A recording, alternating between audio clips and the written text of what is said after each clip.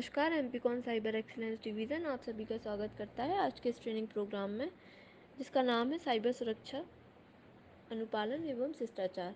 ये आज आप सभी का आखिरी एवं लेक्चर 8 है।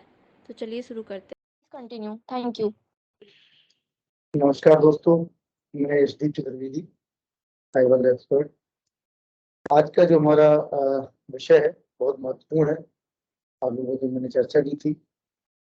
हमेशा हमारी कोशिश रहती है कि आपको ऐसे विषयों के बारे में जागरूक किया जाए या प्रशिक्षण दिया जाए जो लगातार आपके काम से जुड़े हुए हैं या आपके लिए व्यक्तिगत रूप से भी उपयोगी।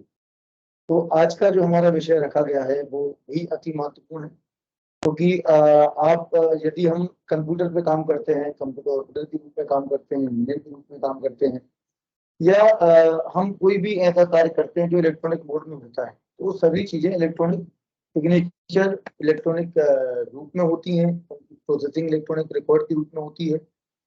फिर हमें आवश्यकता होती है कि हम उसको कैसे वेरीफाई करें, हम ये कैसे डिसाइड करें कि वो वेरीफाइड है, प्रमाणित है या फेक है।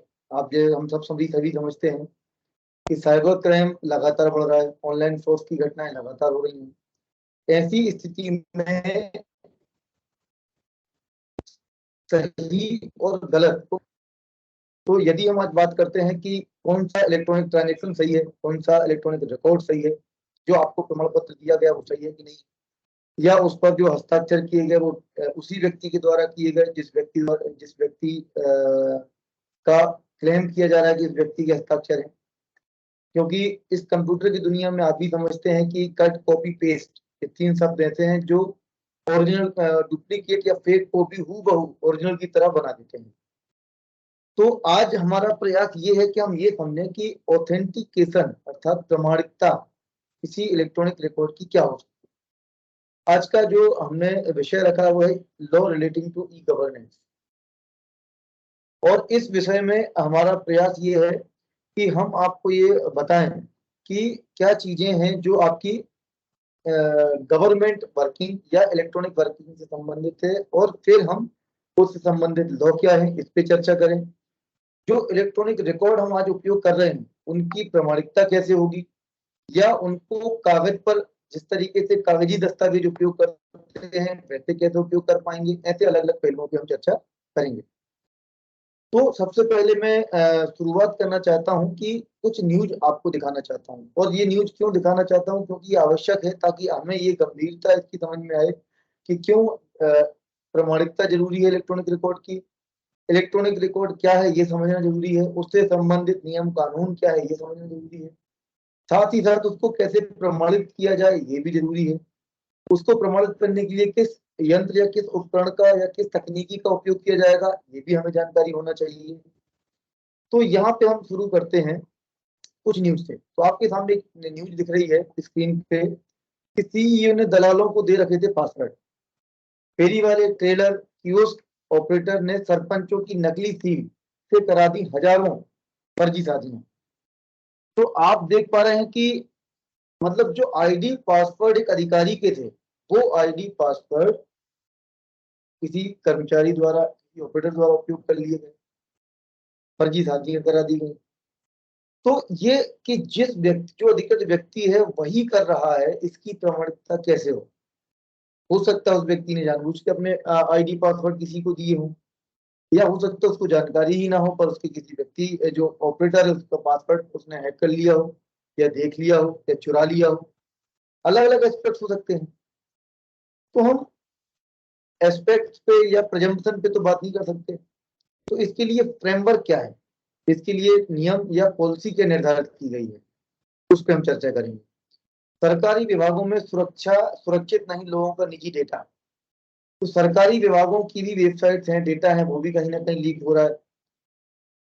तो आज हमारा जो लेक्चर है इसमें मुख्य रूप से हम समझेंगे, आज का जो लेक्चर है उसमें हमने digital signature certificate, electronic record की प्रमाणिकता, डिजिटल हस्ताक्षर से जुड़े हुए तकनीकी और कानूनी मुद्दे, इंफॉर्मेशन टेक्नोलॉजी अर्थात सूचना प्रौद्योगिकी अधिनियम में डिजिटल सिग्नेचर को लेकर बनाए गए नियम, कानून और प्रक्रिया, शासकीय विभागों में प्रयुक्त होने वाले कंप्यूटर एवं कंप्यूटर संसाधन।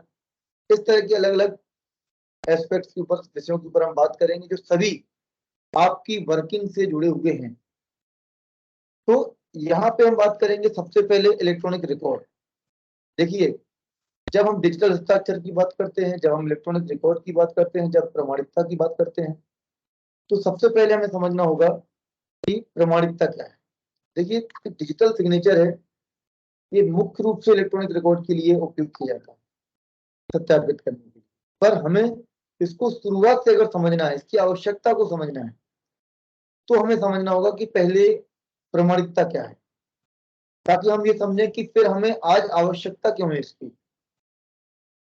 तो आप लोग प्रमाणिकता समझते हैं। प्रमाणिकता का मतलब है कि जो आप दस्तावेज उपयोग करते हैं, पेपर दस्तावेज उपयोग करते हैं, फिजिकल जो डॉक्यूमेंट्स आपके पास आते हैं, मार्कशीट आती है आपकी, आपका कोई किसी माइग्रेशन सर्टिफिकेट होता है, आपके कॉलेज से, स्कूल से कोई जिला शिक्षा अधिकारी के कार्यालय से कोई लेटर जारी होता है,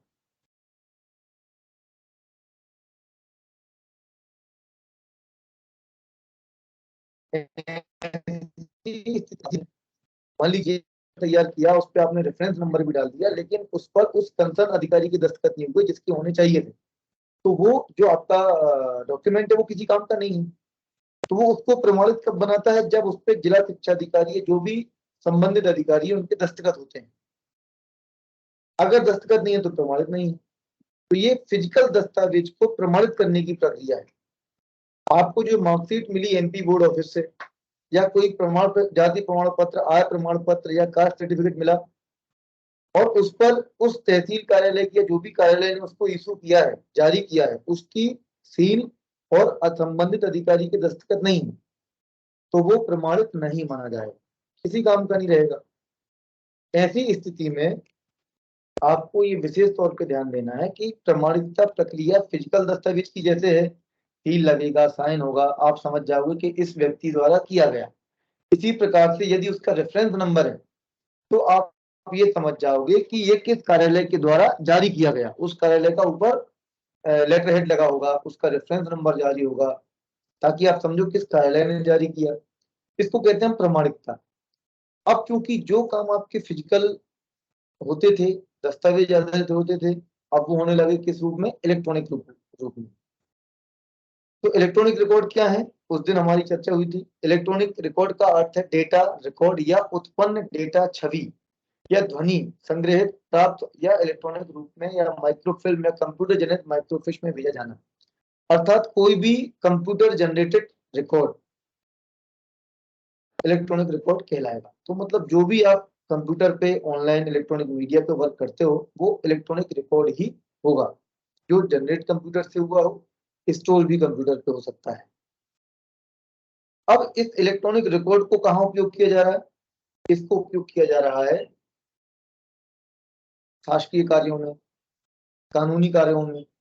तो जिस प्रकार से सामान्य दस्तावेज की प्रमाणिकता होती है, वैसे इलेक्ट्रॉनिक रिकॉर्ड की भी प्रमाणिकता होगी। अगर कोई इलेक्ट्रॉनिक रिकॉर्ड आपको प्राप्त हुआ और वो प्रमाणित नहीं है, तो किसी काम का नहीं है। जैसे आपके, अगर हम विभागों की बात करें या सामान्य बात,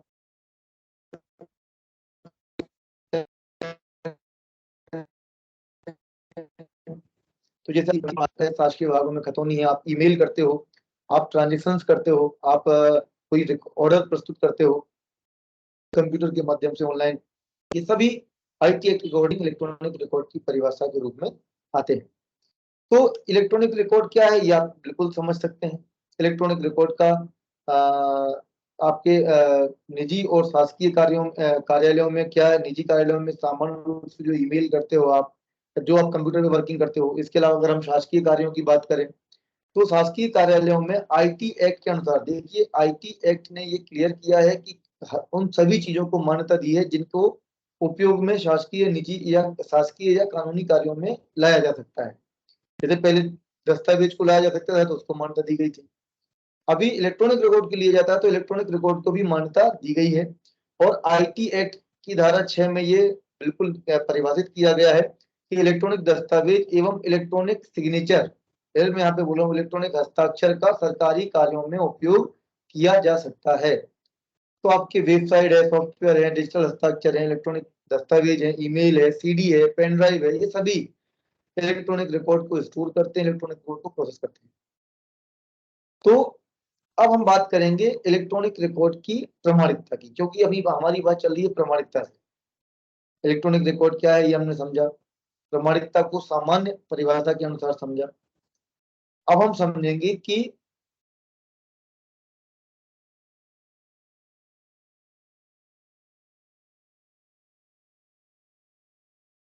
इलेक्ट्रॉनिक प्रमाणिकता को समझेंगे। किसी बात दस्तावेज को सत्य, वास्तविक या वैध अर्थात प्रमाणित साबित करने की एक प्रक्रिया को हम कहते हैं ऑथेंटिकेशन या प्रमाणिकता अर्थात ऑथेंटिकेशन। दूसरी परिभाषा में अगर सामान्य शब्दों में समझें तो किसी उपयोगकर्ता या प्रक्रिया या दस्तावेज की पहचान, सत्यापित या प्रमाणित करने की प्रक्रिया। तो वी कैन सिंपली से to identify the electronic record and signer or source of electronic record। वो रिकॉर्ड कहाँ से जनरेट हुआ, किसने उसको साइन किया, और वो इलेक्ट्रॉनिक रिकॉर्ड सही है, गलत नहीं है, असत्यापित नहीं है, वैध है। इस प्रक्रिया को हम कहते हैं ऑथेंटिकेशन ऑफ रिकॉर्ड। और यदि रिकॉर्ड इलेक्ट्रॉनिक रूप में हो तो ऑथेंटिकेशन ऑफ इलेक्ट्रॉनिक रिकॉर्ड। अब फिजिकल दस्तावेज का तो हमने चर्चा की कि भाई साइन कर दिया, सील लगा दी, रेफरेंस नंबर डाल दिया, तब हमने देखा कि भाई ठीक है, इसमें जो है ये डॉक्यूमेंट सही है।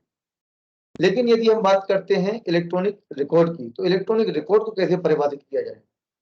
तो इलेक्ट्रॉनिक रिकॉर्ड को परिभाषित करने की यदि हम बात करें तो हम पाएंगे कि आईटी एक्ट, जैसा कि मैंने बताया कि जो भी इलेक्ट्रॉनिक चीजें हैं, जो इलेक्ट्रॉनिक ऑपरेशंस हैं, जो इलेक्ट्रॉनिक रिकॉर्ड्स हैं, इलेक्ट्रॉनिक ट्रांजेक्शंस हैं, उनको रेगुलेट करने के लिए, लीगली वैलिड करने के लिए, कानूनी मान्यता देने के लिए जो एक्ट है वो आईटी एक्ट है। तो हर प्रावधान आपको आईटी एक्ट में मिलेगा। आप लोगों को मैं ये कहूंगा कि आईटी एक्ट की जो बुक है वो आपको परचेज करना चाहिए। और आईटी एक्ट की जो इलेक्ट्रॉनिक इंफॉर्मेशन टेक्नोलॉजी एक्ट की बुक आती है, the information technology act, bare act, ये आप परचेज कर सकते हैं, बहुत ज्यादा कॉस्टली नहीं होती है। और यदि आप आईटी फील्ड में वर्क करते हैं या आईटी प्रोफेशनल है तो आपको एक बार आईटी एक्ट को जरूर पढ़ने की कोशिश करना चाहिए, क्योंकि इसमें उन सभी कार्यों को लेकर कोई ना कोई नियम, कोई कानून, कोई प्रावधान दिया हुआ है जो हम उपयोग करते हैं। तो इसमें जो सेक्शन 3 है वो कहता है authentication of electronic record. Any subscriber में authenticate an electronic record by affixing his digital signature. अब यहाँ पे नया शब्द आ गया, डिजिटल सिग्नेचर, जिसमें कहा गया कोई भी सब्सक्राइबर अर्थात कोई भी व्यक्ति जिसके पास इलेक्ट्रॉनिक सिग्नेचर है, वो किसी भी इलेक्ट्रॉनिक रिकॉर्ड पर इलेक्ट्रॉनिक सिग्नेचर अफिक्स लगाकर उसे प्रमाणित कर सकता है। मतलब यदि किसी इलेक्ट्रॉनिक रिकॉर्ड पर डिजिटल सिग्नेचर लगा हुआ है तो वो प्रमाणित होगा। हम आपको लेटर जारी करते हैं, आपका सर्टिफिकेट जारी होगा, उस सर्टिफिकेट पे आप देखेंगे डिजिटल सिग्नेचर से साइन हुए हैं। तो जरूरी नहीं है कि आपके पास एक प्रिंट आउट से निकला हुआ सर्टिफिकेट आए। हो सकता है फ्यूचर में जो अभी आपको मार्कशीट मिल रही है, मार्कशीट मिलना बंद हो जाए और गवर्नमेंट केवल इलेक्ट्रॉनिक रूप में देने लगे मार्कशीट, डिजिटली साइंड। आपने देखा होगा कि आपको आधार कार्ड मिलता है, उसमें लिखा रहता है डिजिटली साइंड। आपको आय प्रमाण पत्र मिलता है, आपको जाति प्रमाण पत्र मिलता है, सब इलेक्ट्रॉनिक रूप में जनरेट होने लगे। तो उसमें डिजिटल सिग्नेचर लगा रहता है। क्यों? क्योंकि आईटी एक्ट ने उसको वैलिड किया है कि यदि कोई इलेक्ट्रॉनिक सिग्नेचर लगा हुआ, डिजिटल सिग्नेचर लगा हुआ कोई डॉक्यूमेंट है तो वो प्रमाणित माना जाएगा। अब क्वेश्चन आता है कि भाई डिजिटल सिग्नेचर क्या है। तो इसमें आईटी एक्ट की में इसकी स्पष्ट परिभाषा दी हुई है कि digital signature means authentication of any electronic record by a subscriber by means of an electronic method और procedure in accordance with section 3। अर्थात अभी जो हमने पढ़ा है सेक्शन 3, जिसमें लिखा है कि डिजिटल सिग्नेचर लगाकर आप इलेक्ट्रॉनिक रिकॉर्ड को परिभाषित कर सकते हैं। तो डिजिटल सिग्नेचर की परिभाषा क्या है? किसी भी इलेक्ट्रॉनिक रिकॉर्ड को ऑथेंटिकेशन मतलब प्रमाणिकता करने की एक प्रक्रिया जो आईटी एक्ट की धारा 3 में दी है को अपनाना। तो अगर हम सामान्य शब्दों में कहें, आप लीगल भाषा पे नहीं जाना चाहते हैं, तो ये कह सकते हैं कि कोई भी इलेक्ट्रॉनिक रिकॉर्ड पर यदि डिजिटल सिग्नेचर लगा है तो वो वैलिड और प्रमाणित माना जाएगा, अन्यथा वो प्रमाणित नहीं माना जाएगा। यद्यपि आप अगर कोई लेटर है उसको स्कैन करते हो और उसकी इमेज भी फॉरवर्ड करते हो किसी को, तो वो भी वैलिड या प्रमाणित नहीं मानी जाएगी। वो अलग बात है कि लोग स्वीकार कर रहे हैं। पर आईटी एक्ट इसकी इजाजत नहीं देता है। आप उसको बाकायदा जो भी इलेक्ट्रॉनिक रिकॉर्ड है पीडीएफ बनाएं या आप उसका वर्ड फाइल बनाएं, उस पर डिजिटल सिग्नेचर लगाएं, फिर आप उसको आगे फॉरवर्ड करेंगे तो वो माना जाएगा कि ये डीएससी से साइन किया हुआ है, मतलब ये इलेक्ट्रॉनिक रिकॉर्ड प्रमाणित है। हो सकता है आपने कोई लेटर जारी किया आपके कार्यालय ने, उसको किसी ने स्कैन किया, उसमें 2 शब्दों का हेर फेर कर दिया और वापस रिलीज कर दिया, तो लगेगा तो वैसे ही जैसे आपके कार्यालय से निकला हुआ हो, और उसमें 2 लाइन का किसी ने परिवर्तन कर दिया या 2 शब्दों का किसी ने परिवर्तन कर दिया। तो डिजिटल सिग्नेचर अगर लगा हुआ है, अभी हम आगे ये देखेंगे कि यदि डिजिटल सिग्नेचर लगा हुआ है कैसे कोई भी चीज उसमें एडिट नहीं होगी, जो डेटा है और कैसे डेटा की शुद्धता उस लेटर में बनी रहेगी, वो इलेक्ट्रॉनिक रिकॉर्ड शुद्ध रहेगा। तो अब हम बात करेंगे कि इसको कानूनी मान्यता कहाँ दी गई है। तो दोस्तों धारा जो 4 है उसमें आईटी एक्ट की जो धारा 4 है उसमें स्पष्ट कहा गया है, IT section 4 of legal IT act confers legal recognition to electronic record. Paper-based documents are equated with electronic record. Paper based record के बराबर इलेक्ट्रॉनिक रिकॉर्ड को मान्यता दी गई है और कानूनी मान्यता दी गई है आईटी एक्ट में धारा 4 में। इसी प्रकार से जो डिजिटल सिग्नेचर है उसको भी आपके हस्तलिखित सिग्नेचर के बराबर मान्यता दी गई है और उसको कानूनी रूप से प्रमाणित या मतलब लीगल वैलिड किया गया है कि वो उपयोग किया जा सकता है, उसको कानूनी मान्यता दी गई है। और पेपर आपके हाथ से सिग्नेचर की जो मान्यता होगी उतनी ही मान्यता आपकी डिजिटल सिग्नेचर की होगी। जैसे आप एक आदेश जारी करते हो या आप एक लेटर बनाते हो, उस पर अपने दस्तखत करते हो, तो आप कहते हो नहीं मेरे दस्तखत है मतलब मेरा है, पर आपने डिजिटल सिग्नेचर लगा दिया उस पर और वो इलेक्ट्रॉनिक रूप में है और आप कहो नहीं ये डीएससी तो मेरा नहीं है, डिजिटल सिग्नेचर ये तो किसी और का है और ये मैंने नहीं किया, आप ये नहीं कह सकते। उसको बराबर मान्यता है, जितनी मान्यता हाथ से की हुई सिग्नेचर की है उतनी ही मान्यता आपके डिजिटल सिग्नेचर की भी। तो इस प्रकार से जो प्रावधान जो धारा 6 है वो कहती है कि शासकीय कार्यालयों में डिजिटल सिग्नेचर इलेक्ट्रॉनिक रिकॉर्ड का उपयोग किया जा सकता है। सेक्शन 7 और 7A है जो कहता है procedure and prerequisite site for the retention of electronic record, और उसके रिटेंशन और ऑडिट के बारे में बात करता है। और जो सेक्शन 10 है 10A है सॉरी, वो कहता है कि इलेक्ट्रॉनिक रिकॉर्ड आपके इलेक्ट्रॉनिक रूप में अगर कोई आप अनुबंध करते हैं तो वो भी कानूनी रूप से मान्य होगा, वैलिड होगा। तो ये हम अभी बात कर रहे थे कि किस टाइप से जो आपकी ई गवर्न इलेक्ट्रॉनिक रिकॉर्ड उसको मान्यता दी गई है, डिजिटल सिग्नेचर को मान्यता दी गई है।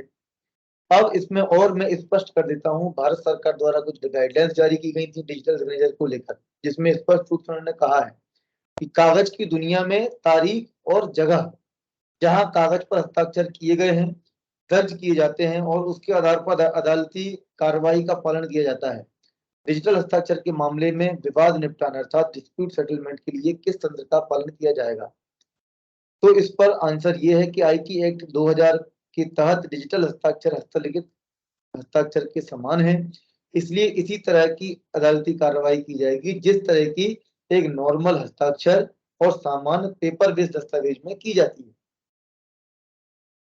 तो अभी तक मेरे जो प्रयास था आपको बताने का वो सिंपल इतना था कि जितनी मान्यता आपके इलेक्ट्रॉनिक हस्ताक्षर हाथ से किए हुए हस्ताक्षर की उतनी मान्यता आपके इलेक्ट्रॉनिक हस्ताक्षर की है, जितनी मान्यता आपके पेपर वाले डॉक्यूमेंट की है उतनी ही मान्यता आपके इलेक्ट्रॉनिक डॉक्यूमेंट की भी है। अब हम इसमें आगे बढ़ते हैं कि सुरक्षित इलेक्ट्रॉनिक रिकॉर्ड का हक किसे कहा गया है। तो इसको लेकर भी जैसा मैंने बताया था कि हर चीज को लेकर आपको आईटी एक्ट में कुछ ना कुछ नियम मिलेंगे, तो इसको लेकर एक नियम है जिसका नाम है the information technology security procedure अर्थात सूचना प्रौद्योगिकी सुरक्षा कार्यपालिका नियम 2004, जिसके नियम 3 में स्पष्ट रूप से कहा गया है कि सुरक्षित इलेक्ट्रॉनिक रिकॉर्ड को परिभाषित किया गया है, जिसके अनुसार किसी इलेक्ट्रॉनिक दस्तावेज को सुरक्षित तभी कहा जा सकता है जब उसे डिजिटल हस्ताक्षर से अभिप्रमाणित किया गया हो। मतलब वो शुद्ध है, प्रमाणित है, ये कब माना जाएगा जब उस पर डिजिटल हस्ताक्षर से हस्ताक्षरित किया गया हो। तो अब यहाँ पे हमने डिजिटल हस्ताक्षर के महत्व को समझा, इलेक्ट्रॉनिक रिकॉर्ड का प्रमाणीकरण कैसे होगा ये समझा। अब हम आगे बात करेंगे कि इसको और कानूनी मान्यता के कुछ मामले कुछ केस अध्ययन हम करेंगे स्टडी, ताकि इसकी गंभीरता को समझ में आए। तो हम एक केस लेते हैं श्री बालाजी कॉर्पोरेशन बनाम भारतीय खाद्य निगम का, जिसमें निविदा जो एक टेंडर निकला, टेंडर में इलेक्ट्रॉनिक कॉपी पर डिजिटल हस्ताक्षर की स्वीकृति दी गई, जबकि वास्तविक हस्ताक्षर नहीं थे। एक कोई ई टेंडर निकला, इस टेंडर में जो टेंडर भरने वाला था उसने हस्ताक्षर नहीं किए, उसने कंप्लीट एक पीडीएफ बनाई और क्योंकि ई टेंडर था तो उस पीडीएफ के ऊपर उसने साइन कर दिए, डिजिटली साइन कर दिए। अब डिजिटली साइन और को आपको समझना आवश्यक है। आप डिजिटली साइन किसको समझते हो? जैसे मान लीजिए कोई पेपर है, पेपर पे आपने साइन किया और उसको स्कैन कर दिया, तो क्या वो डिजिटली साइन कहलाएंगे? आपने एक सफेद पेपर पे साइन किए और अपना एक लेटर तैयार किया और प्राचार्य के हस्ताक्षर उस पे लगा दिए, तो क्या ये माना जाएगा? नहीं, ये तो फोर्जरी हो जाएगी। आप ये एक फेक डॉक्यूमेंट तैयार कर रहे हो, ये अपराध है। डिजिटली साइन का मतलब होता है एक डिजिटल सिग्नेचर होता है, इस टाइप का एक टोकन होता है डिजिटल सिग्नेचर का, और आईटी एक्ट के अंतर्गत एक प्रक्रिया बनाई गई है डिजिटल सिग्नेचर को जारी करने की, उस पर भी हम आगे चर्चा करेंगे। उस प्रक्रिया के अनुसार जो सिग्नेचर जारी किया जाएगा उस पर वो ही कानूनी रूप से मान्य होगा। तो इलेक्ट्रॉनिक अब दूसरा हम केस देखते हैं, power grid corporation of India limited बनाम बिहार विद्युत बोर्ड, जिसमें डिजिटल हस्ताक्षर द्वारा हस्ताक्षरित सॉफ्ट कॉपी में आवेदन को विभागों द्वारा अवैध और अस्वीकार घोषित कर दिया गया। कुछ डॉक्यूमेंट सबमिट हुए और चूंकि इसमें डिजिटल हस्ताक्षर थे, फिजिकल हस्ताक्षर नहीं थे, पर इलेक्ट्रॉनिक रूप में डॉक्यूमेंट सबमिट किए गए थे, उसको विभाग ने अस्वीकार कर दिया कि हमने अपनी गाइडलाइंस में लिखा था कि हमें हस्तलिखित सिग्नेचर चाहिए। ऐसे में अदालत ने कहा कि चूंकि सूचना प्रौद्योगिकी अधिनियम में ये प्रावधान है कि आपका जो हस्तलिखित सिग्नेचर है उसके बराबर डिजिटल सिग्नेचर माना गया है और इलेक्ट्रॉनिक रिकॉर्ड को स्वीकार किया जाएगा सभी जगह, इसीलिए आप इन्हें निरस्त नहीं कर सकते, उन्हें स्वीकार करना होगा। इसी प्रकार और एक केस हुआ जिसमें ईमेल से भेजा गया पत्र या नोटिस को कानूनी रूप से मान्य किया गया। तो इसे अलग अलग तरीके से डॉक्यूमेंट को स्वीकार किया जाता है और डिजिटल सिग्नेचर से अगर वो प्रमाणित हैं तो बिल्कुल उनका स्वीकारीकरण होगा, निरस्त नहीं कर सकते, उन्हें स्वीकार करना होगा। इसी प्रकार और एक केस हुआ जिसमें ईमेल से भेजा गया पत्र या नोटिस को कानूनी रूप से मान्य किया गया। तो इसे अलग अलग तरीके से डॉक्यूमेंट को स्वीकार किया जाता है और डिजिटल सिग्नेचर से अगर वो प्रमाणित हैं तो बिल्कुल उनका स्वीकारीकरण होगा। अब हम बात करेंगे कि डिजिटल सिग्नेचर क्या होता है, ये हमने समझा, एक सामान्य रूप से समझा। अब डिजिटल सिग्नेचर कैसे प्राप्त होगा, कहाँ से प्राप्त होगा, कितने प्रकार का होता है, हम कैसे ले सकते हैं, ये भी एक विषय है। ये तो मैंने बता दिया कि आपने पेपर स्कैन करके लगाया तो डीएससी नहीं है, जबकि डिजिटल सिग्नेचर इस तरीके के टोकन या सॉफ्ट इलेक्ट्रॉनिक रूप में भी आता है सर्टिफिकेट, जिसको अपने ब्राउजर पे आप इंस्टॉल कर सकते हो, तो इसका उपयोग करके किया जाएगा। तो ये कैसे होगा, अब इस पर चर्चा करनी होगी। तो सामान्य रूप से जो डिजिटल सिग्नेचर सर्टिफिकेट है वो क्लास 1, 2, 3 के रूप में आता है। जो क्लास 1 है वो भी वर्तमान में उसको बंद कर दिया गया है। क्लास 2 और 3 जो है मुख्य रूप से उपयोग होते हैं। क्लास 2 जो है सामान्य रूप से साइनिंग के लिए उपयोग होता है, जैसे आपको अपना इनकम टैक्स रिटर्न भरना है या आपको जीएसटी सर्टिफिकेट जारी करवाना है, ऐसे सामान्य कार्यों के लिए उपयोग किया जाता है। जबकि जो आपका क्लास 3 है उसका ऑथेंटिकेशन और इंक्रिप्शन दोनों के लिए उपयोग किया जाता है। तो केवल साइन करना है तो आप क्लास 2 ले सकते हो, और यदि आपको प्रोक्योरमेंट या करना है, टेंडर सबमिट करना है, तो इसके लिए फिर आपको यूज करना पड़ेगा साइनिंग प्लस ऑथेंटिक इनक्रिप्शन। तो साइनिंग मतलब जिससे आप प्रमाणित करो, डिजिटल हस्ताक्षर करोगे, और वो इनक्रिप्शन टेक्नोलॉजी के साथ हो। इनक्रिप्शन का मतलब होता है, किसी ने क्वेश्चन पूछा था, इनक्रिप्शन मतलब आपके डेटा को एक अनरीडेबल फॉर्मेट में या इनक्रिप्टेड फॉर्मेट में कन्वर्ट कर देना जिसको लोग समझ नहीं सकें, और डिक्रिप्शन मतलब वापस उसको एक कोड या हम कहेंगे अनरीडेबल फॉर्मेट से ओरिजिनल फॉर्मेट में रिट्रीव करना। दो परिभाषाएं होती हैं। तो जो पब्लिक की इंफ्रास्ट्रक्चर पे आपका जो डीएससी है वो काम करता है, जिसके अकॉर्डिंग एक दो की होंगी इनक्रिप्शन के लिए और डिक्रिप्शन के लिए, प्राइवेट की और पब्लिक की।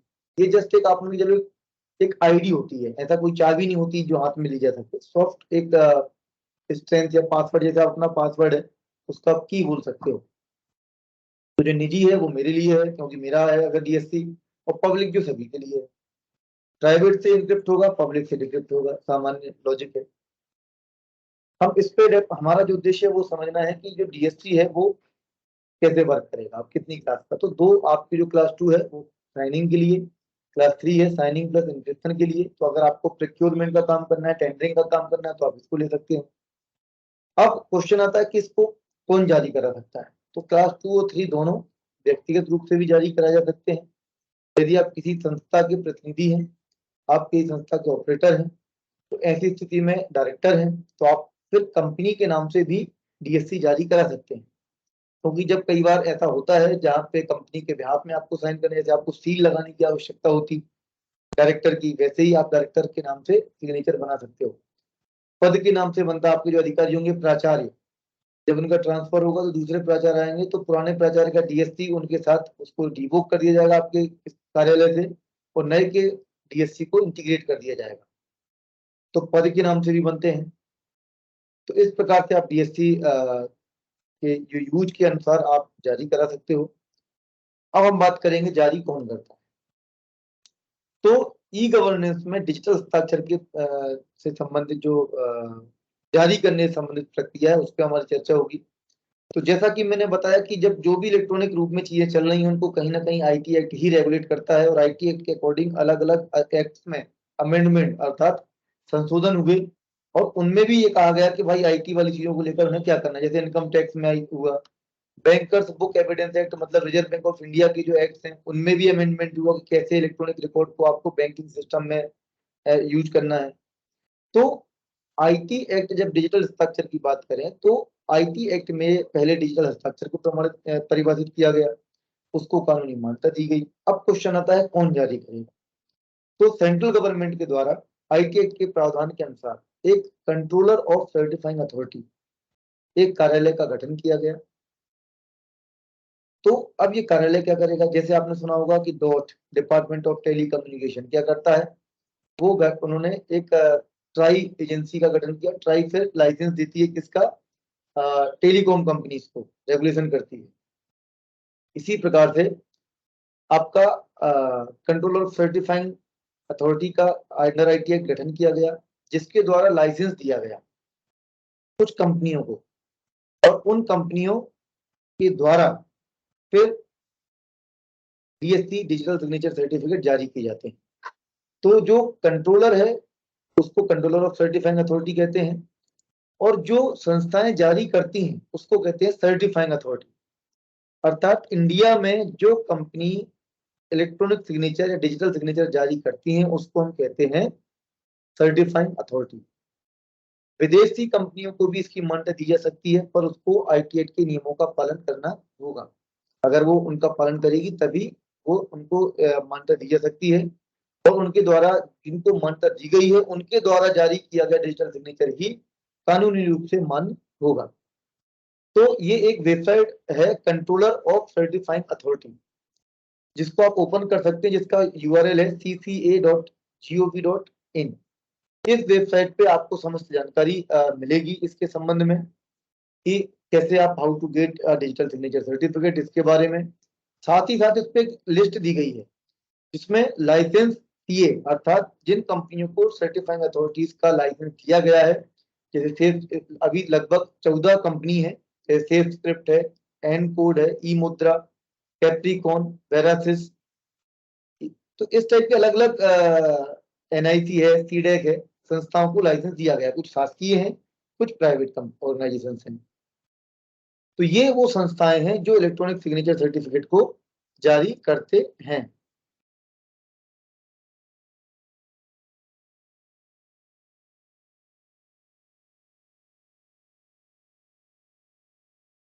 अब दूसरा क्वेश्चन आता है कि क्या कोई किसी को डीएससी का उपयोग करने के लिए अधिकृत कर सकता है, ये क्वेश्चन आता है।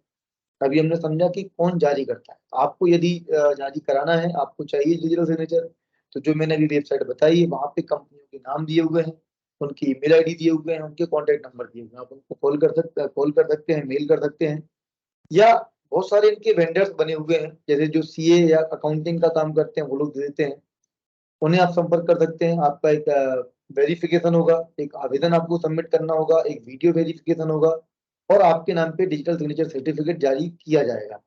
तो वो इस टाइप के टोकन के रूप में ही मिल सकता है, या आप ई टोकन भी उसका ले सकते हैं। तो ये तो बात हुई कि कौन जारी करेगा। अब क्वेश्चन आता है कानूनी फिर से, कि यदि आपने अपना डिजिटल सिग्नेचर प्राप्त कर लिया तो इसको क्या कोई और उपयोग कर सकता है, या ये माने कि ये कब माना जाएगा कि आपने ले लिया है। तो इसको लेकर नियम है, आईटी एक्ट में भी इसके प्रावधान है कि जब कोई व्यक्ति डीएससी लेता है और उसका फर्स्ट टाइम उपयोग करता है, उसको पब्लिश करता है, तो माना जाएगा कि उसने डीएससी को एक्सेप्ट कर लिया है। उसके बाद उसकी जिम्मेदारी आपकी। तो क्या कोई किसी को डीएससी का उपयोग करने के लिए अधिकृत कर सकता है? बिल्कुल नहीं। आप अपना डीएससी का उपयोग करने के लिए अधिकृत नहीं कर सकते हो। आप उस व्यक्ति को अपने कार्य के लिए कर सकते हो। यदि कोई व्यक्ति अपनी ओर से हस्ताक्षर करने के लिए किसी और व्यक्ति को अधिकृत करता है, तो अधिकृत व्यक्ति को संबंधित दस्तावेजों पर हस्ताक्षर करने के लिए स्वयं का डिजिटल सिग्नेचर उपयोग करना होगा। बहुत सामान्य लेते हैं, आपके कार्यालय में कोई अधिकारी है और वह छुट्टी पे चले गए, उन्होंने अपना प्रभार दिया उप प्राचार्य को या दूसरे अधिकारी को, तो ऐसी स्थिति में जो भी संबंधित अधिकारी उनके पद पे होंगे वो हस्ताक्षर अपने करेंगे, ना कि आपके मुख्य अधिकारी के हस्ताक्षर बनाएंगे। इसी प्रकार से यदि कोई व्यक्ति किसी को अपने हस्ताक्षर साइन करने की अधिकृत करता है, तो डीएससी वो अपना उपयोग करेगा खुद का, ना कि उस व्यक्ति का जिसने अधिकृत किया है। डीएससी आपके लिए पर्सनल है, आपके हाथ से लिखे हुए सिग्नेचर के बराबर है। मैं फिर कह रहा हूं, उसकी गंभीरता को समझें। आपके हाथ से किए हुए हस्ताक्षर के बराबर है, तो आपको कभी किसी को नहीं देना है। इवन अन्य व्यक्ति का डीएससी भी कोई उपयोग करता है तो ये अपराध है। आपका डीएससी अगर कोई उपयोग करता है और साइन करता है उसका उपयोग करके, तो ये भी अपराध है अंडर आईटी एक्ट, जिसके लिए 3 साल तक की सजा का प्रावधान है। तो इस प्रकार से, और हम अब समझते हैं कि क्या किसी के लिए आपकी जानकारी के बिना आपका डिजिटल हस्ताक्षर का उपयोग करना संभव है। बहुत लोगों को क्वेश्चन आता है, तो इसका भी मैं आंसर ये कर दूं कि ये इस बात पर निर्भर करता है कि हस्ताक्षरकर्ता ने अपनी निजी कुंजी, हर डीएससी पासवर्ड से प्रोटेक्टेड होता है। आपकी एक प्राइवेट की होती है जो केवल आपको पता होती है। अगर वो आप किसी को नहीं बताते हो, किसी को नहीं बताते हो, सिंपल सी बात है, यदि आपने किसी को नहीं बताई तो वो उपयोग ही नहीं कर पाएगा। यदि आपकी कॉम्प्रोमाइज हो गई तो आपको तुरंत शिकायत करना चाहिए। तो यदि आपका डीएससी कोई उपयोग करता है, तो जब तक आप सर्टिफाइंग अथॉरिटी जिस कंपनी द्वारा उसको जारी किया गया उसको इन्फॉर्म नहीं करते हो, तब तक ये माना जाएगा कि वो आपके ही पोजीशन में था। मान के चलो आपका एटीएम कार्ड है, बहुत सिंपल समझते हैं, आपका एटीएम कार्ड गुम गया, आपने बैंक को इन्फॉर्म ही नहीं किया, उससे ट्रांजेक्शन होते चले जा रहे हैं, तो बैंक क्या समझेगी, ये आपने ही किया है। क्यों? क्योंकि यदि आपका डीएससी एटीएम कार्ड गुम भी गया तो उसका पिन किसके पास है? आपके पास। उसी प्रकार से आपका डीएससी गुम भी गया तो उसका पिन किसके पास है? आपके पास। तो जितना सुरक्षित आपको एटीएम का पिन रखना जरूरी है, उतना ही डीएससी का पासवर्ड रखना भी जरूरी है। तो दोस्तों हमने भी एक्सेप्टेंस की बात करी, कौन उपयोग कर सकता है कौन नहीं कर सकता है, डिजिटल सिग्नेचर का फिर प्रमाणीकरण कैसे होगा, अब हम इस पे जाएंगे। तो प्राइवेट की है, मैंने उसके बारे में भी आपको बताया कि भाई आपकी प्राइवेट की है, और आईटी एक्ट में ये स्पष्ट कहा गया है कि कई लोगों का क्वेश्चन अभी जो मैंने क्लियर किया आता है, बार बार आता है कि साहब वो हमारे अधिकारी ने हमें दे दिया उपयोग करने, वो हमारा जो सीए है वो हमारी, वो आपने सीएस को देखा होगा, जो सीए का काम करते हैं लोग, वो जितनी कंपनियों का काम करते हैं उनके डिजिटल सिग्नेचर सर्टिफिकेट अपने पास रखते हैं और उसका उपयोग करते हैं। ये गलत है, क्योंकि आपका डीएससी आपके लिए पर्सनल है। अगर उस व्यक्ति ने जिसको आपने दिया उसने आपके बेहाफ में कुछ गलत लेटर लिख के किसी अधिकारी को दे दिया या किसी व्यक्ति को दे दिया, किसी संस्था में सबमिट कर दिया, तो ये माना जाएगा कि आपने किया। मैं केस आपको इसके लिए बताता हूँ, उससे आपका अभी और एक केस हुआ। एक कंपनी थी, उस कंपनी में 2 डायरेक्टर थे। अब जब डायरेक्टर बनते हैं तो डीएससी लगता है, और जब आप इस्तीफा देते हैं तो भी डीएससी लगता है। ये जो कंपनी रजिस्ट्रेशन का जो संस्था है, ROC, registration of registrar of company की नियम और गाइडलाइंस है कि यदि आप इस्तीफा देते हो तो आपको डिजिटल सिग्नेचर से हस्ताक्षर दस्तावेज भेजना पड़ेगा इलेक्ट्रॉनिक रूप में, तभी वो स्वीकार होगा।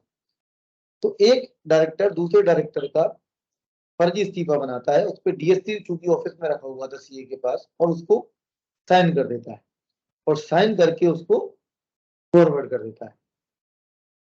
ठीक है, अब आपको मालूम चलता है जो दूसरा डायरेक्टर जिसका इस्तीफा दिया उसका इस्तीफा स्वीकार हो जाता है, क्योंकि नियम ही है कि अगर डीएससी से आपने किया हुआ है तो आपका माना जाएगा। वो शिकायत करता है, पुलिस में ही जाता है।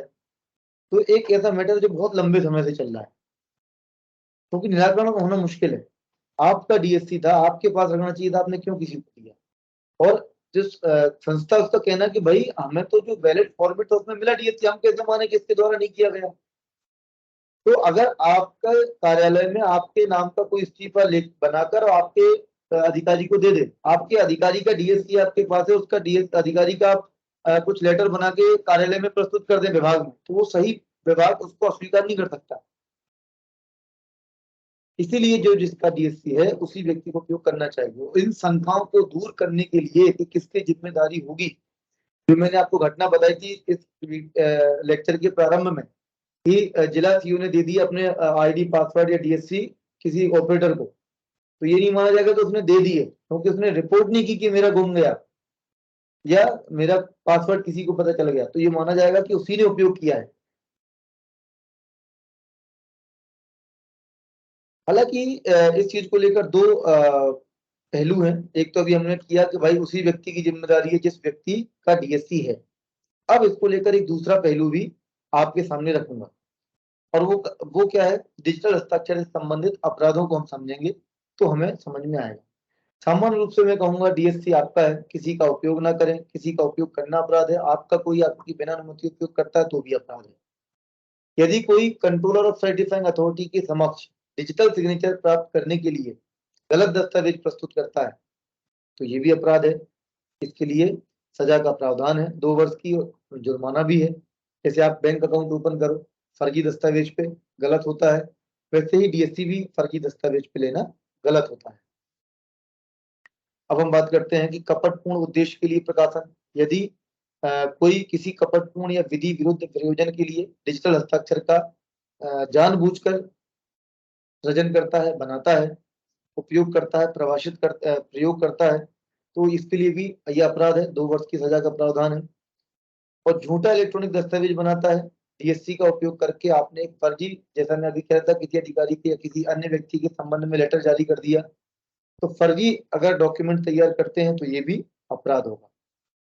इसके अलावा जो मैंने भी आपको बताया कि एक बड़ी असमंजस वाली या मैं कहूँगा कंट्राडिक्शन आता है, पर उसको अगर हम अच्छे समझें तो बिल्कुल कंट्राडिक्शन नहीं है। अब एक तरफ आईकेट सेक्शन 42 कहता है कि आपकी जब तक आप इन्फॉर्म नहीं करते हो सर्टिफाइंग अथॉरिटी को तब तक ये माना जाता है कि आपके ही पोजीशन में वो है। लेकिन दूसरा ये भी एंगल आता है कि कई बार ऐसी स्थिति बनती है कि आपका किसी ने देख लिया और आपका डीएससी कोई कार्यालय में है और उस व्यक्ति द्वारा उपयोग कर लिया गया। इसी प्रकार और भी ऐसी स्थिति बनती है कि कुछ ऐसी टेक्निकल प्रॉब्लम हो कि आपको किसी का डीएससी उपयोग करना पड़ रहा है, तो आईकेट की धारा 66 कहती है, 66C, पहचान चोरी के लिए सजा, जहां कहा गया है कि कोई भी व्यक्ति जो धोखे या बेईमानी से अवैध कार्य के लिए डीएससी का उपयोग करता है। अगर आप एक वैलिड रीजन के लिए परमिशन के साथ काम करते हैं तो शायद वो गलत नहीं है, लेकिन उस अधिकारी के संज्ञान में। पर दूसरी ओर ये है कि कोई आपको अपना डीएससी कभी किसी को उपयोग करने के लिए नहीं देना है।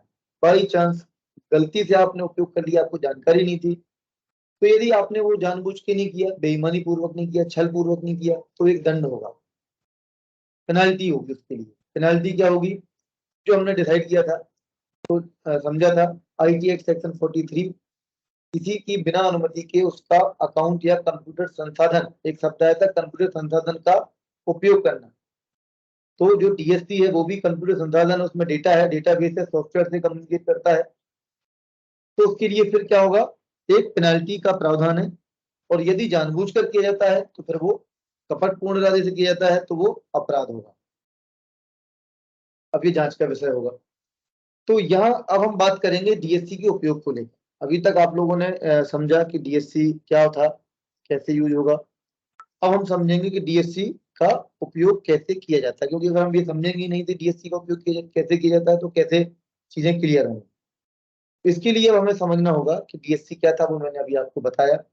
एक टोकन सिंपल जो आप जारी कराएंगे तो आपको मिलेगा। अब हम बात करते हैं कि डीएससी का उपयोग करके कैसे कोई डॉक्यूमेंट साइन किया जा सकता है। तो आपको सबसे पहले डिजिटल सिग्नेचर सर्टिफिकेट आपके कंप्यूटर पे लगाना है, इंसर्ट करना है। इंसर्ट करने के बाद जो भी पीडीएफ है, जो भी डॉक्यूमेंट है, उस पर आपको साइन करना है। उस पीडीएफ को आप ओपन करें। देखिए, कई बार ऐसा होता है कि डीएससी जो डॉक्यूमेंट है ये आपके क्रोम में ओपन हो जाएगा, जहां पे आप डीएससी नहीं लगा पाओगे। तो इसको आपको ओपन विथ पीडीएफ रीडर जो आप यूज करते हैं, उसमें आप इसको ओपन करें। डॉक्यूमेंट्स ओपन होने के बाद जब भी आप डीएससी अपने सिस्टम पे लगाओगे तो वो पॉपअप देगा। उसमें एक इनबिल्ट ड्राइवर रहता है, जैसे ई पास 2003 के नाम से आता है, एक प्रॉक्सी के नाम से आता है। अलग अलग कंपनियों के अलग अलग ड्राइवर होते हैं। तो जैसे ही आप वो ऑटो इनबिल्ट रहता है, जैसे आप डीएससी लगाओगे तो एक स्क्रीन पे पॉपअप डिस्प्ले करेगा वो, और उस पॉपअप में वो उसको पहले इंस्टॉल करेगा। इंस्टॉल करने के बाद में फिर उसको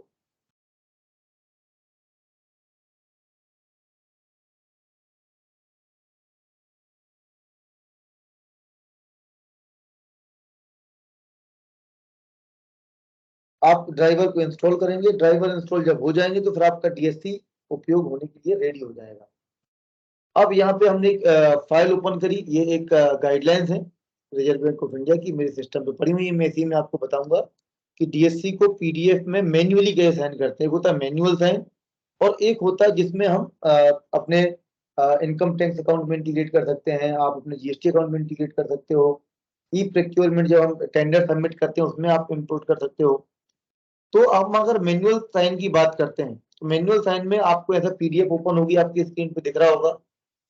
फिर हम इस पे साइन करके एक ऑप्शन दिया हुआ है, आप उस पर क्लिक करिए। साइन करने के बाद में वर्क विद सर्टिफिकेट एक ऑप्शन दिया हुआ है। वर्क विद सर्टिफिकेट पे आप क्लिक करें तो फिर एक ऑप्शन आएगा साइन विद सर्टिफिकेट, इस पे भी आप क्लिक कर सकते हो। अब आपको रेक्टेंगल बनाना है कि आप कहाँ करना चाहते हो साइन अपनी पीडीएफ फाइल पे। तो आप ऐसा एक बॉक्स बनाइए। देखिए, अगर आपके पास जेपीजी है, आपने कोई लेटर जारी किया, फिर आप उसको इलेक्ट्रॉनिक रूप में भी करना चाहते हो तो उसको स्कैन करो, उसको पीडीएफ बना लो, उस पर साइन करो, और डीएससी साइन करने के बाद में उसको आप प्रेजेंट कर सकते हो। तो इस प्रकार से आप पीडीएफ में भी कर सकते हो, वर्ड में भी कर सकते हो। अब देखिए, मैंने अपना डीएससी लगाया तो आपने इसमें आ रहा digitally signed by Yashdeep Chaturvedi, ये ऑप्शन आ गया, मेरा नाम आ गया। अब मैं इसको साइन करता हूँ। तो यहाँ पे साइन वाले बटन पे मैं क्लिक करूंगा। जब साइन करूंगा तो इस पे एक ऑप्शन, मेरा जो प्राइवेट की है वो मुझे पासवर्ड डालना होगा। देन उसके बाद ये साइन हो जाएगा।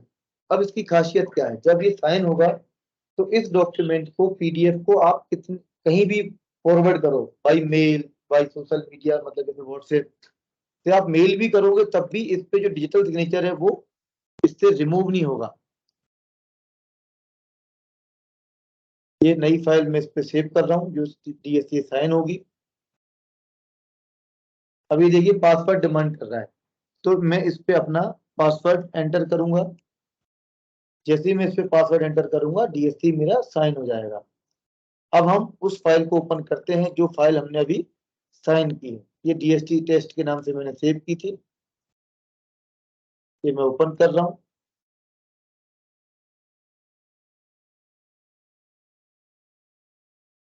तो ये इस तरीके से ओपन होगी। और यहाँ पर एक, अब आप इसको वैलिडेट कैसे करो कि साइन किए हुए हैं कि नहीं किए हुए हैं, किसके हैं, गलत है, सही है, क्या है। तो हमें ये भी पता होना चाहिए कि डीएससी को लेकर क्या क्या चीजें हमें देखना चाहिए जो आवश्यक है। तो आप देखिए, जब ओरिजिनल डीएससी होगा ना तो उस पर जैसे आप कर्सर लेके जाएंगे तो हाइपर लिंक क्रिएट शो करेगा, मतलब कुछ उसमें आप क्लिक करके इंफॉर्मेशन प्राप्त कर सकते हो। अगर इसी डीएससी का किसी ने कलर्ड प्रिंट आउट निकाला पीडीएफ का और स्कैन कर दिया तो ये हाइपर लिंक नहीं रहेगी, मतलब वो वैलिड नहीं है, इनवैलिड हो गया है। जब आप इस हाइपर लिंक पे क्लिक करोगे तो यहाँ पे आपको इंफॉर्मेशन प्राप्त हो जाएगी उस डिजिटल सिग्नेचर की जो किसी के द्वारा साइन किया गया है। तो इस प्रकार से जो भी आपको डॉक्यूमेंट प्राप्त होते हैं आप उस डॉक्यूमेंट के बारे में जानकारी प्राप्त कर सकते हो। ये सिग्नेचर प्रॉपर्टी आई, तो इसमें आप प्रॉपर्टीज पे क्लिक करिए और यहाँ पे लिखा हुआ है शो साइनर सर्टिफिकेट। देखिए सबसे टॉप पे लिखा हुआ है टाइम, कि साइनिंग का टाइम क्या है और डेट क्या है, तो ये भी आप बता सकते हो। उसके बाद में शो साइनर सर्टिफिकेट, तो शो साइनर सर्टिफिकेट में आप जा सकते हो, जिसमें आप देख सकते हो उसकी डिटेल्स यशदीप चतुर्वेदी के नाम पर है। किसने इशू किया है? साइन एक्स कंपनी नाम की सीए मतलब सर्टिफाइंग अथॉरिटी है। और ये कौन सी क्लास का सिग्नेचर है? मेरा क्लास 3 का। ये आपको सभी जानकारी मिलेगी। उसके बाद में valid from, her digital signature की एक वैलिडिटी होती है। तो ये कब से कब तक वैलिड है? 10/6/2023 से 10/6/2025 तक। अगर इसकी वैलिडिटी एक बार निकल गई तो फिर ये इनवैलिड हो जाएगा, इसका उपयोग हम नहीं कर सकते, कोई भी उपयोग नहीं कर सकता। तो अब आपको देखना है रूट, तो आप रूट देख पाओगे इसकी डिटेल में। रूट का मतलब होता है कि ये किस किस के द्वारा चेन क्या बनती है। तो सबसे ऊपर देखिए लिखा हुआ लेफ्ट साइड में सीसीए इंडिया मतलब कंट्रोलर ऑफ सर्टिफाइंग अथॉरिटी ने किसको दिया? Sine x CA, sine x company को सर्टिफाइंग अथॉरिटी का लाइसेंस दिया।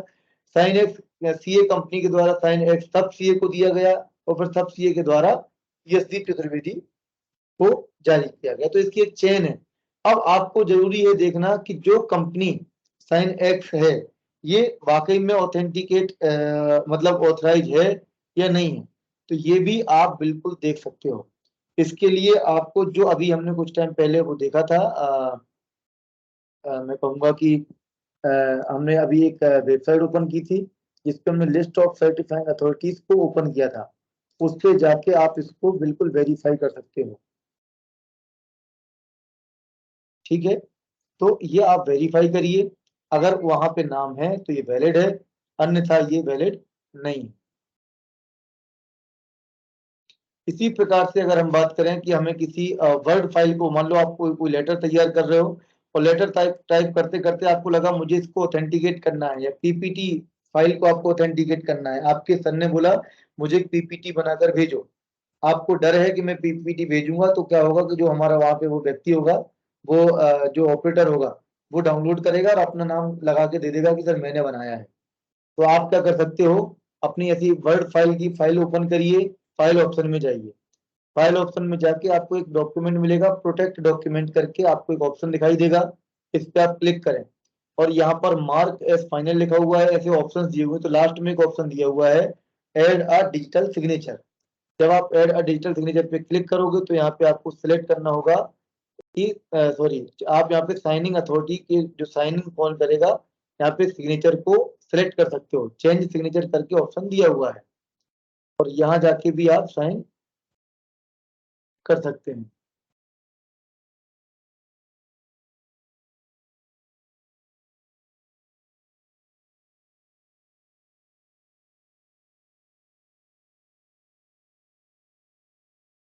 तो इस प्रकार से आप अपने वर्ड डॉक्यूमेंट को भी कर सकते हो और आपके जो पीपीटी फाइल्स हैं उस पे भी आप कर सकते हो। तो ये सभी अलग अलग वेज तरीके होते हैं जिसके माध्यम से हम जो आपका डीएससी सिग्नेचर है उसको वेरीफाई कर सकते हैं, उसको यूज कर सकते हैं, उसके बारे में जानकारी ले सकते हैं। तो अभी तक हमने समझा कि कैसे कोई डॉक्यूमेंट को हम साइन करते हैं, और जो जब तक आपका डीएससी उस डॉक्यूमेंट पे चूंकि लगा है तो आप हमेशा ध्यान रखें कि उस पर कोई भी जो डॉक्यूमेंट है वो आपका कुछ भी एडिट नहीं होगा। आप कुछ टाइप करोगे टाइप नहीं होगा, ये समस्त चीजें उस पर एप्लीकेबल हो जाती हैं।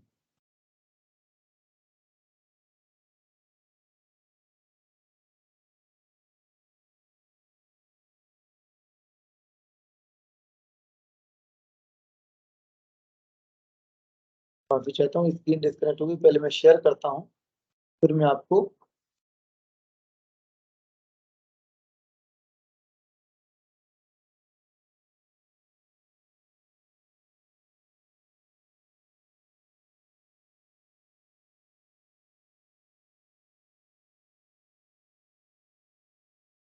मेरी स्क्रीन विजुअल होगी आपको।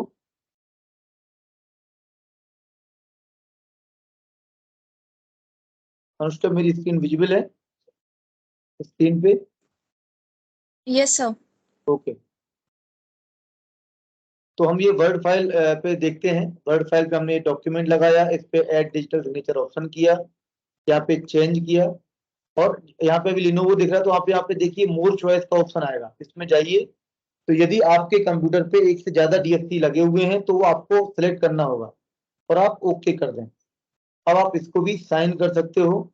साइन जब आप करोगे तो आपको फिर से पिन कोड डालना पड़ेगा और ये आपका डॉक्यूमेंट साइन हो जाएगा। तो यहाँ पे लिख के आ जाएगा, क्योंकि मैं एक बार डाल चुका हूँ password, this document has been marked as final to discourage editing. मतलब अब इस डॉक्यूमेंट पे कोई भी एडिटिंग नहीं होगी। और इस डॉक्यूमेंट पे आप नीचे देखेंगे तो आपको ऊपर लिखा आएगा mark as final and author has mark this document as final to discourage editing.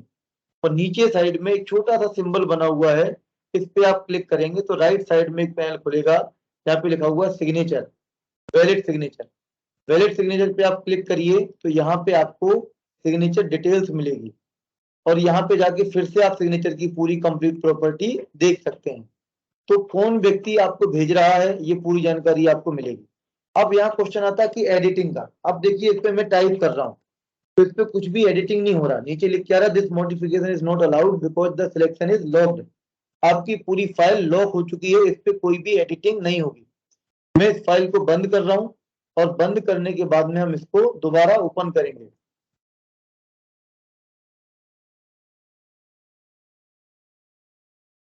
जब हम इसको ओपन करते हैं फाइल को, आप किसी को भी इसको व्हाट्सएप कर दीजिए, इसको ईमेल कर दीजिए, लेकिन ये इसमें जो सिग्नेचर है वो रिमूव नहीं होगा। सिग्नेचर लगा रहेगा, ऊपर लिखा हुआ है this document contains a valid signature.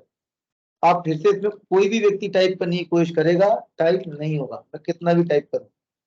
तो यदि ये सिग्नेचर लगा हुआ है आपके डॉक्यूमेंट पे तो मतलब ये पहचान करता है कि किस व्यक्ति के द्वारा किस समय पे जारी किया गया। और यदि और उसी जो भी इसमें कंटेंट है ये शुद्ध है, इसमें कोई एडिटिंग नहीं हुई है। जैसे ही इससे सिग्नेचर रिमूव होगा, आप इससे सिग्नेचर रिमूव कर देंगे तो इसमें एडिटिंग होने लगेगी। तो जैसे ही इससे किसी ने सिग्नेचर रिमूव किया, देखिए मैंने रिमूव किया, यस, और इसमें मैं टाइप कर रहा हूं तो इस पर टाइप हो रहा है। तो जैसे रिमूव होगा तो उस व्यक्ति की जिम्मेदारी खत्म हो जाएगी जिस व्यक्ति ने साइन किया था, और ये जो लेटर है ये इनवैलिड हो जाएगा। अब ये ऑथेंटिक मतलब शुद्ध नहीं रहा, ये जो लेटर था ये इनवैलिड हो गया है। तो इस प्रकार से आप जो है DSC का उपयोग करते हैं, इस प्रकार से आप DSC को वेरीफाई करते हो। DSC कैसे शुद्धता प्रमाणित करता है ये हमने चर्चा की। तो इस प्रकार से हमारे अलग अलग एस्पेक्ट्स पे अभी हम चर्चा कर रहे थे। उम्मीद करूंगा कि आप लोगों को DSC का पूरा जो चैप्टर है वो क्लियर हो गया होगा। और अब हम अपने ट्रेनिंग प्रोग्राम पे आगे बढ़ते हैं।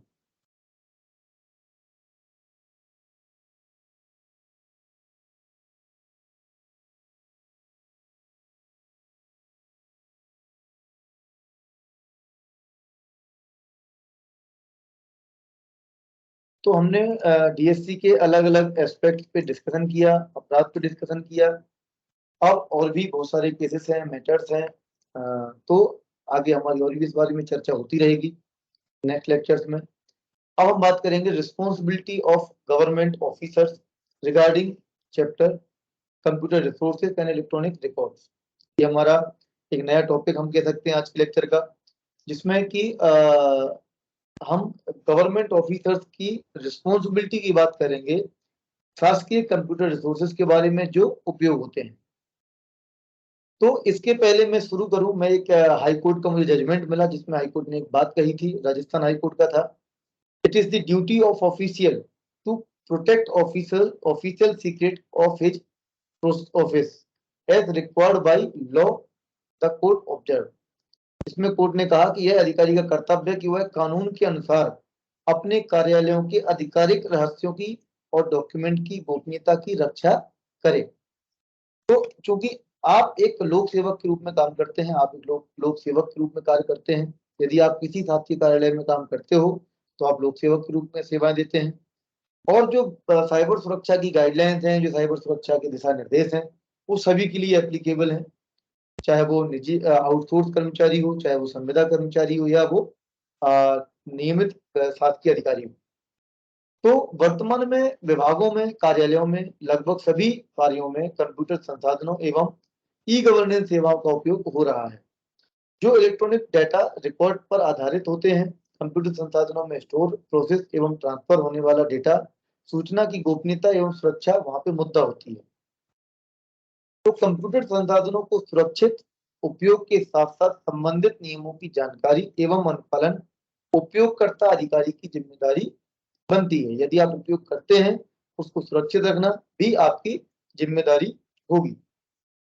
अब इस जो नियम कानून, जो लीगल फ्रेमवर्क इसके लिए बनाया गया है, उसको हम दो भागों में समझेंगे। पहला है जिसमें हम बात करेंगे कि नियम कानून, अर्थात किसी अधिनियम में, किसी एक्ट में या शासन द्वारा ऑफिशियल गजेटेड नोटिफाइड नियमों के अनुसार कोई गाइडलाइंस जारी की गई हो। और दूसरा हम बात करेंगे जो पॉलिसी बनाई गई हो शासन के द्वारा। तो इसमें जब हम एक्ट की, अधिनियम की बात करेंगे तो सजा का भी प्रावधान होगा और कार्यवाही का भी होगा। तो मुख्य रूप से आईटी एक्ट में कंप्यूटर से संबंधित, कंप्यूटर संसाधनों से संबंधित हमने पहले भी स्टडी किया है पुराने लेक्चर्स में, फिर स्टडी करेंगे कि कंप्यूटर से संबंधित दो मुख्य रूप से प्रावधान है। एक तो है सेक्शन 43 रीड विद सेक्शन 66, मतलब कंप्यूटर से संबंधित अपराध धारा 66 में दिए हुए हैं, जो कहता है कि 43 में दी गई 43 धारा 43 में दी गई गतिविधियों का यदि कोई पालन नहीं करता है तो उल्लंघन करता है और आपराधिक रूप से या बेईमानी या छल पूर्वक करता है तो अपराध होगा, जैसा हम पहले चर्चा कर चुके हैं। और यदि गलती से, लापरवाही से हो गया तो वो उल्लंघन होगा, जिसके लिए वो नुकसान की भरपाई करेगा। तो हम इसको समझते हैं क्या है वो नियम। तो सभी अधिकारी कर्मचारी को ऑफिस में उपयोग होने वाले कंप्यूटर, कंप्यूटर संसाधन जैसे कंप्यूटर, कंप्यूटर प्रणाली, computer network, computer system, data, database, software इत्यादि को उपयोग करने में क्या सावधानियां रखनी है, तो मैं वन बाय वन आपके सामने रखूंगा। पहला, मालिक, अधिकृत उपयोगकर्ता या प्रभारी की अनुमति के बिना computer, computer system, computer network या कंप्यूटर संसाधन के विरुद्ध निम्नलिखित कार्य नहीं करना चाहिए। पहला, बिना मालिक या प्रभारी की अनुमति के उसमें पहुंच प्राप्त ना करें, उसको उपयोग ना करें, एक्सेस ना करें, कोई भी डेटा उसमें से डाउनलोड ना करें, कॉपी ना करें, एक्सट्रैक्ट ना करें। ये सभी अपराध की श्रेणी में आता है। तो मालिक की अनुमति के बिना उपयोग करना, एक्सेस करना, डेटा डाउनलोड करना, एक्सट्रैक्ट करना, उसमें वायरस डालना, इंस्टॉल करना या ये सभी कार्य करवाना, आप नहीं कर रहे एक्सेस, पर आपने क्या कहा, किसी को पासवर्ड बता दिया, किसी को हिंट कर दिया, तो ये भी अपराध होगा। उस कंप्यूटर, कंप्यूटर संसाधन में स्टोर डेटा को हानि पहुंचाना, उसको नष्ट करना या हानि पहुंचवाना, उसकी सामान्य कार्य प्रणाली को रुकावट पैदा करना, जो अधिकृत व्यक्ति है उसको उसका कंप्यूटर रिसोर्स उपयोग करने से रोकना भी अपराध होता है। इसी के साथ साथ किसी कंप्यूटर प्रणाली में किसी व्यक्ति की पहुंच प्राप्त करने में सहायता करना भी अपराध है। कोई व्यक्ति है, उसको किसी का नहीं पासवर्ड पता, आपने बता दिया। आपके सर का डीएससी रखा हुआ आपके कार्यालय में, कोई आया, उसने बोला यार मुझे सर के लेटर साइन करना है, सर ने मुझे फोन किया था और उसको मिल नहीं रहा। अगर सर बोलेंगे, सर ने बताएंगे भी कहाँ रखा हुआ है, आपने बोला नहीं सर मेरे को पता है वहां रखा हुआ है, ले लीजिए। आपको नहीं पता वो दुरुपयोग कर रहा, पर आपने बता दिया, तो ये लापरवाही है आपकी। और यदि जानबूझ के आपने बताया कि सर मेरे को पता कहाँ रखते हैं, आप तो आ जाना, मैं दे दूंगा, तो ये अपराध होगा। तो किसी की सहायता करना भी अपराध है, किसी की पहुंच को सुकर बनाना अपराध है, किसी व्यक्ति द्वारा उपभोग की गई सेवाओं के बारे में प्रभारों को किसी अन्य व्यक्ति के खाते में डालना अपराध है। इसी प्रकार कंप्यूटर संसाधन में विद्यमान की सूचना को नष्ट करना, हटाना, उसमें परिवर्तन करना भी अपराध है। तो ये अलग अलग टाइप की एक्टिविटीज है, कॉमन एक्टिविटीज हैं जो अपराध की श्रेणी में आती हैं। ये सभी लगभग आपको जानकारी भी है इसके बारे में। अब हम बात करेंगे महत्वपूर्ण एक प्रावधान है आईटी एक्ट में, जिसको हम कहते हैं, एक मैं ये कहूंगा कि एक विशेष प्रावधान है आईटी एक्ट में, संरक्षित प्रणाली अर्थात प्रोटेक्टेड सिस्टम। ये प्रोटेक्टेड सिस्टम क्या है, मध्य प्रदेश में इसकी स्थिति क्या है, आपके कार्यालयों में उपयोग होने वाले कंप्यूटर से संबंधित ये है या नहीं है, इसके बारे में हम चर्चा करेंगे। तो संरक्षित प्रणाली को सूचना प्रौद्योगिकी अधिनियम धारा 70 में परिभाषित किया गया है, जिसके अनुसार उपयुक्त सरकार, कोई भी राज्य सरकार या केंद्र सरकार, किसी भी कंप्यूटर सिस्टम या कंप्यूटर नेटवर्क को धारा 70 के अंतर्गत एक संरक्षित प्रणाली घोषित कर सकती है by issuing a official gazetted notification. तो एक राजपत्र के द्वारा इसको डिक्लेयर किया जाएगा या लिखित आदेश दिया जाएगा। फिर वो ये भी बताएंगे कि उस प्रोटेक्टेड सिस्टम पे कौन कौन व्यक्ति अधिकृत होगा उपयोग करने के लिए। इसके साथ साथ यदि कोई व्यक्ति संरक्षित प्रणाली को बिना अनुमति के या उस तक पहुंच प्राप्त करने का प्रयास करता है या पहुंच प्राप्त कर लेता है, अर्थात कंप्यूटर संसाधन जिसे संरक्षित प्रणाली घोषित किया गया है उसको बिना अनुमति एक्सेस करता है तो या करने का प्रयास करता है, तो वह अपराध होता है, जिसके लिए 10 साल तक की सजा का प्रावधान है। अभी पहले हमने जो चर्चा की उसमें 3 साल तक की सजा का प्रावधान था, मतलब बेलेबल, जमानती है। अब वो आपने अगर किसी से गलती से घटना घटित हुई तो थाने में जाकर उसकी जमानत हो जाएगी, उसको जेल नहीं जाना। लेकिन यदि बात करते हैं धारा 70 की, आपने प्रोटेक्टेड सिस्टम को किसी ने अगर हैक किया बिना अनुमति तो 10 साल तक की सजा का प्रावधान है, मतलब गैर जमानती आईटी एक्ट। और ऐसी स्थिति में आपको, मतलब जो भी व्यक्ति उल्लंघन करेगा उसको जेल जाना ही होगा, उसको कोर्ट से जमानत मिलेगी। तो अब बात आती है कि भाई मैं कहूं कि हमारी स्थिति क्या है, मध्य प्रदेश की स्थिति क्या है। तो जो भी समुचित सरकार लिखित आदेश द्वारा व्यक्ति को प्राधिकृत कर सकेगी जो धारा 72 की उपधारा 1 के अधीन अधिसूचित संरक्षित प्रणाली तक पहुंचने के लिए प्राधिकृत होंगे, तो उसको जो भी एक्सेस करते हैं ये माना जाता है कि धारा 72 जो आईटी एक्ट की है उसके अंतर्गत उनको अनुमति दी गई है। थोड़ा धारा को आप ऐसा गंभीरता से न लेते हुए आप समझे कि मैं प्रावधान क्या बता रहा हूँ। वो हमारी आदत में रहता है कि हम लोग धाराएं बता देते हैं। तो मध्य प्रदेश में इसकी स्थिति क्या है अब हम उसको समझेंगे। तो मध्य प्रदेश में जो इसकी स्थिति है वो बहुत स्पष्ट है, जिसमें मध्य प्रदेश शासन द्वारा 3 सितंबर 2012 को एक पत्र जारी किया गया था इंफॉर्मेशन टेक्नोलॉजी डिपार्टमेंट के द्वारा वल्लभ भवन से, जिसमें स्पष्ट रूप से कहा गया है कि सूचना प्रौद्योगिकी अधिनियम 2000 की धारा 70 द्वारा प्रदत्त शक्तियों का प्रयोग करते हुए मध्य प्रदेश शासन यह घोषित करता है कि मध्य प्रदेश सरकार के किसी भी कार्यालय या शासकीय उपक्रम या मंडल में उपलब्ध कोई भी कंप्यूटर संसाधन जो प्रत्यक्ष या परोक्ष रूप से संबंधित संवेदनशील सूचना तंत्र की सुविधा को प्रभावित करता है, वह मध्य प्रदेश शासन का सरकारी उपक्रम, बोर्ड या शासन द्वारा अधिकृत एजेंसी द्वारा प्रकाशित ऐसे वेब पृष्ठों, देखिए कोई भी कार्यालय हो, कोई भी मंडल हो, कोई भी एजेंसी हो, उसमें इंस्टॉल सभी कंप्यूटर संसाधन प्रोटेक्टेड सिस्टम है, केवल ऐसे वेबसाइट्स या वेब पृष्ठों को छोड़कर, किसको छोड़कर, वेब पृष्ठ मतलब वेबसाइट, वेबसाइट पे भी ऐसे पेज को छोड़कर जिन्हें देखने, डाउनलोड और ईमेल का उत्तर देने की, ऑनलाइन जवाब देने की या देखने की अनुमति दी गई है, उन्हें छोड़कर बाकी समस्त चीजें प्रोटेक्टेड सिस्टम होंगी। मतलब जो आपकी ईमेल आईडी है शासन द्वारा दी जाती है आपके अधिकारी को nic.in पर या .gov.in पर, वो भी प्रोटेक्टेड सिस्टम है। आपका कंप्यूटर भी प्रोटेक्टेड सिस्टम है। आप जो पेन ड्राइव शासकीय उपयोग करते हो वो भी प्रोटेक्टेड सिस्टम है। आपके कंप्यूटर में जो डेटा है वो भी प्रोटेक्टेड सिस्टम की श्रेणी में आता है। केवल ऐसी चीजों को छोड़कर, जैसे हम लोग वेबसाइट पर रिजल्ट देखते हैं, हम सीएम हेल्पलाइन में कंप्लेंट चेक करते हैं, वो हमें अनुमति दी गई है।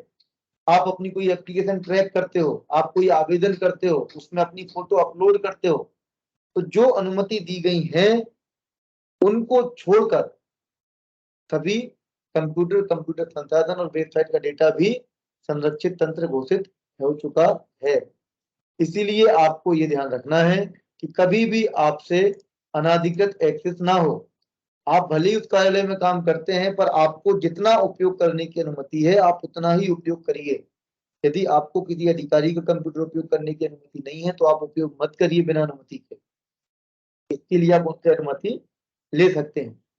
अब हम कुछ केसेस देख लेते हैं जिसके माध्यम से आप स्पष्ट रूप से जल्दी समझ जाएंगे, क्योंकि केस अध्ययन से हम जल्दी चीजों को समझते हैं। तो एक सहायक Vinod Sitaram Agrawal versus state of Maharashtra का एक केस हुआ था, जिसमें एक असिस्टेंट कमिश्नर की ईमेल आईडी थी गवर्नमेंट की nic.in वाली, तो उस आईडी पर की शिकायत की किसी के द्वारा कि सर आपके ईमेल आईडी का कोई दुरुपयोग कर रहा है, तो कमिश्नर असिस्टेंट कमिश्नर के द्वारा उसकी जांच कराई गई और जांच में पुलिस ने पाया कि किसी के द्वारा अनाधिकृत उपयोग किया गया, मतलब हैक किया गया, जो हम अभी बात कर रहे थे, बिना अनुमति कंप्यूटर संसाधन का उपयोग करना, धारा 43, और अगर जानबूझ के किया तो धारा 66।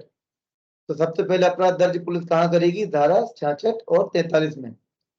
फिर चूंकि वो एक शासकीय कंप्यूटर संसाधन था जिसको महाराष्ट्र सरकार के द्वारा प्रोटेक्टेड सिस्टम संरक्षित प्रणाली घोषित कर दिया गया था, इसीलिए धारा 70 मतलब गैर जमानती है। अब बात करते हैं कि वो किसके द्वारा किया गया था। तो जो आरोपी आवेदक को ईमेल आईडी हैक करने, मतलब जो आरोपी था वो आवेदक था हाईकोर्ट की, ये मैं हाईकोर्ट का ऑर्डर बता रहा हूँ आपको पढ़ के। तो जो व्यक्ति द्वारा हैक किया गया था ईमेल आईडी को, उस कर्मचारी के ऊपर हैकिंग का चार्ज लगा, संवेदनशील डेटा को चोरी करने का चार्ज लगा। वो व्यक्ति एक आरोपी जो था वो 12 माह की अवधि के लिए अनुबंध के अंतर्गत आउटसोर्स आधार पर आईटी पेशेवर के रूप में नियुक्त किया गया था और उसकी जो नियुक्ति का अनुबंध था उसमें ये प्रावधान था कि किसी भी व्यक्ति को किसी भी तरह से गोपनीय जानकारी का उपयोग या अनुमति या सक्षम नहीं करना, प्राधिकरण द्वारा अनाधिकृत किसी भी व्यक्ति को किसी भी गोपनीय जानकारी को खुलासा नहीं करना था। ये उसके अनुबंध में था, फिर भी उसने किसी को ईमेल का उपयोग करके जानकारी शेयर कर दी। कई बार हम लोग भी ये गलती से करते हैं। आप कोई जारी लिस्ट तैयार कर रहे हो अपने स्कूल की, आपको मान के चलो आपके यहाँ सीएम है, स्कूल में एक लिस्ट जारी तैयार होना है कि किस कौन से बच्चों को इंटरव्यू के बाद में, टेस्ट के बाद में चयनित किया गया। आपने लिस्ट बनाई पर आपके प्राचार्य के हस्ताक्षर नहीं हो पाए और आपने उसको शेयर कर दिया अपने दोस्त को और आपके दोस्त ने किसी पत्रकार को दे दिया, तो वो आपका गोपनीयता का उल्लंघन होगा। तो ये आपको ध्यान रखना है कि जो आपके कंप्यूटर संसाधन है उनका दुरुपयोग ना करें। जो जानकारी है वो आपके लिए गोपनीय है। जो आप इलेक्ट्रॉनिक रिकॉर्ड कंप्यूटर संसाधन उपयोग करते हैं वो अपने कर्तव्यों का निर्वहन करने के लिए दौरान आप उसको एक्सेस करते हो, तो आपकी जिम्मेदारी है कि आप उसकी गोपनीयता बनाए रखो। किसी भी डेटा को बाहरी व्यक्ति से शेयर ना करो, कोई भी कंप्यूटर संसाधन को किसी व्यक्ति से शेयर ना करो और वही रिसोर्सेज उपयोग करो जिसके लिए आप अधिकृत हैं। एक और हम केस लेते हैं जो मद्रास उच्च न्यायालय में था, ए शंकर बनाम राज्य पुलिस उपाधीक्षक। इस केस में एक एंटी करप्शन ब्यूरो का विजिलेंस डिपार्टमेंट का केस था जिसमें एक व्यक्ति था सहायक अनुभाग अधिकारी के रूप में नियुक्ति होनी थी उसकी, जिस पर कार्यालय ने विचार नहीं किया, उसकी नियुक्ति नहीं की। तो उसके द्वारा अपने अधिकारी के कंप्यूटर सिस्टम से एक पेन ड्राइव में, सुजाता नाम की पेन ड्राइव में डेटा कॉपी किया, कुछ गोपनीय डेटा, और वो गोपनीय डेटा किसी को दे दिया, पत्रकार को। और आप जानते हो कि पत्रकार किसी के नहीं होते हैं। तो उस पत्रकार ने वो खबर अगले दिन 2 मीडिया में चलना शुरू हो गई। जो डेटा था उस डेटा के आधार पे 2 खबरें न्यूज में आने लगी। जैसी न्यूज में खबर आई उसकी शिकायत हुई, शिकायत करने के बाद जांच हुई, तो जिस अधिकारी के द्वारा वो डेटा कॉपी किया गया था उसके ऊपर धारा 70 के अंतर्गत मामला दर्ज किया गया, रीड विद धारा 66 एंड 72, मतलब संरक्षित तंत्र का उल्लंघन का दुरुपयोग, दूसरा बिना अनुमति कंप्यूटर का दुरुपयोग, तीसरा जो गोपनीयता का उल्लंघन, मतलब जो शासकीय जानकारी थी उसका आपने उल्लंघन किया। तो आप सभी लोगों ने इसको भी समझा कि हम अलग अलग एंगल से हमने इसको समझा कि एक शासकीय कार्यालय में यदि हम काम करते हैं तो उसको लेकर क्या प्रावधान है, क्या नियम है और कैसे वो काम करता है। अब हम बात करेंगे एक आगे जो हमारी बात होगी, मतलब हम यूं कह सकते हैं कि हम एक नए पोर्शन पे, नए टॉपिक पे बात करेंगे। तो वो है हमारा, अभी तक हमने समझा किसी कानून या अधिनियम के अनुसार आपकी क्या जिम्मेदारी बनती है। अब हम समझेंगे कि शासन की पॉलिसी के अनुसार जो आप सबसे ज्यादा उपयोग करते हो वो ईमेल होती है। तो ईमेल पॉलिसी या सोशल मीडिया पॉलिसी क्या है शासकीय कंप्यूटर से संबंधित। तो अब हम बात करेंगे कि सरकारी विभागों में उपयोग होने वाले कंप्यूटर संसाधनों से संबंधित नियम क्या है। तो अगर हम सामान्य रूप से बात करें तो हम कुछ बेसिक नियमों की बात कर लेते हैं, रिवीजन कर लेते हैं। इसके पहले वाले लेक्चर में हमने ऑलरेडी ये डिस्कस किया है कि पहला हम बात करें इलेक्ट्रॉनिक रिकॉर्ड और आधिकारिक जानकारी की गोपनीयता। मतलब आपके जो भी कार्यालय में इलेक्ट्रॉनिक रिकॉर्ड है वो गोपनीय है और उनको आपको किसी भी व्यक्ति को डिस्क्लोज नहीं करना है, ये अपराध है। अधिकृत होने पर ही किसी ईमेल, कंप्यूटर या कंप्यूटर संसाधन का उपयोग करना चाहिए। आपकी जो ईमेल आईडी है वो आपके लिए बनाई गई है या जो आपके अधिकारी है वो उनके लिए बनाई गई है, उसका हमें अधिकृत उपयोग नहीं करना है। अपने डिजिटल सिग्नेचर का इस्तेमाल किसी और को ना करने दें। ऑफिशियल ईमेल का इस्तेमाल सिर्फ ऑफिशियल काम के लिए ही करें। आईटी अधिकारी जो मुख्य रूप से आईटी संचालन के प्रभारी हैं, वो सूचना प्रौद्योगिकी अधिनियम के नियमों का पालन करना चाहिए। इसलिए आपको जरूर एक बार आईटी एक्ट के नियमों को पढ़ना चाहिए और समझना चाहिए। तो ये कुछ मुख्य जो नियम है जो जिनको आपको ध्यान देना है। अब हम बात करेंगे cyber security guidelines for government employees. तो एज पर पॉलिसी जो ministry of information technology, electronic and information technology government of India द्वारा जारी की गई है, हम उन गाइडलाइंस के कुछ महत्वपूर्ण बिंदुओं को पढ़ेंगे। जैसा कि मैंने आपको पहले भी बताया है कि जो गाइडलाइंस जारी की गई हैं वो अस्थायी संविदात्मक आउटसोर्स संसाधनों सहित सभी सरकारी कर्मचारियों को इस दस्तावेज में उल्लिखित दिशा निर्देशों का कड़ाई से पालन करने का आवश्यक है और किसी भी गैर अनुपालन के लिए जो इस विभाग के प्रमुख होते हैं, इंफॉर्मेशन सिक्योरिटी ऑफिसर होते हैं, वो उन पर कार्यवाही कर सकते हैं। तो इनको कहा गया है cyber security guidelines for government employ. अगर हम इन गाइडलाइंस के स्कोप पर जाएं तो आप इस गाइडलाइंस को डाउनलोड भी कर सकते हैं, ये अवेलेबल है।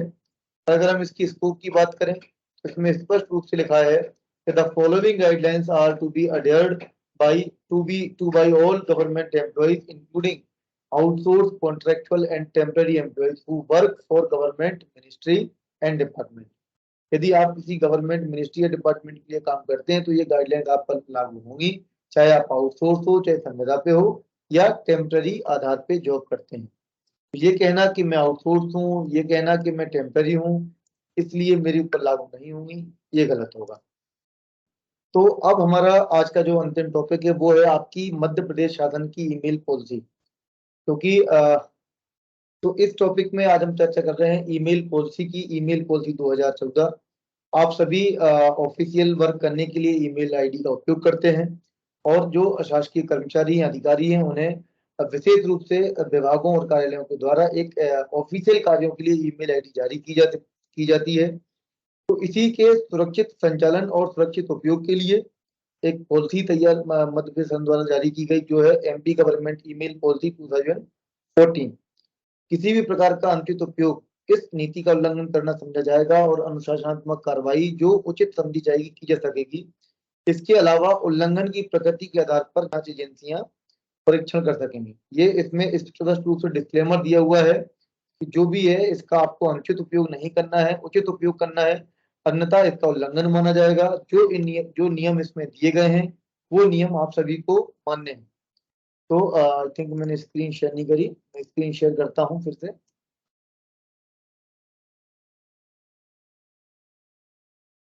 ओके,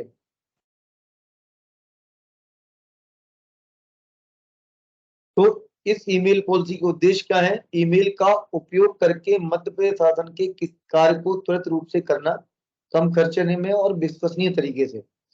ईमेल द्वारा किए गए पत्र व्यवहार के संप्रेषण को वैधानिक रूप से रूप प्रदान करना।